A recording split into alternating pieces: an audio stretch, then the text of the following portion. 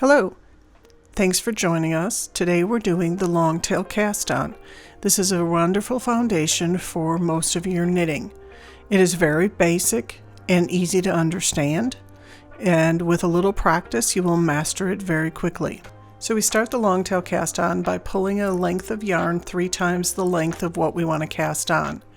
We're going to make a loop, and after you make the loop you're going to lay that over the yarn on top, pulling the other yarn to make a slip knot. When you pull that up and tighten it down, there you go. Now, fit that to the size of your needle, pull it tight, and just tight enough so that it slides. We're going to pull the long tail towards the front and the yarn attached to the working ball of yarn to the back, away from you. Your slip knot should be just tight enough to slide back and forth on your needle. Now your yarns will create an A, up and down, front and back. You want to take your thumb and forefinger, insert that into the A, and wrap your other 3 fingers around both tails, holding them in place. Position the slip knot about halfway on your needle tip and make sort of a slingshot where the length of yarn is such that your needle tip will touch your thumb. If that slingshot is too long, you have no control. If your slingshot is too short, you cannot maneuver your needle tip to make a stitch.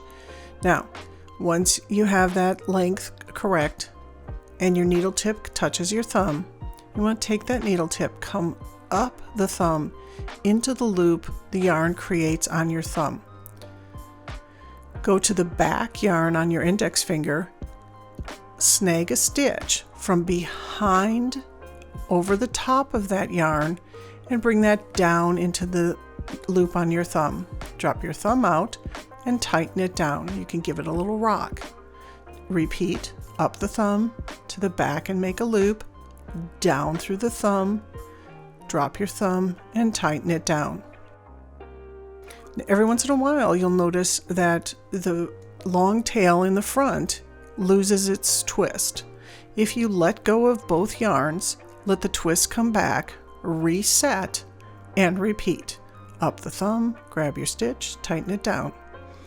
When you're finished, your stitches should slide back and forth on your needle tip with ease, without falling off the end and without you struggling too much to move them. You should end with about at least 3 inches of yarn so that you either can sew a seam or work your ends in, and just continue until you have the number of stitches you need and you're ready to start your project.